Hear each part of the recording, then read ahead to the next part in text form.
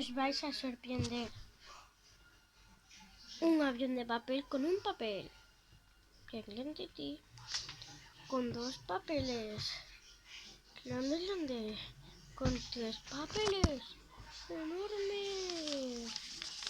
Enormes. Pero con 5 papeles.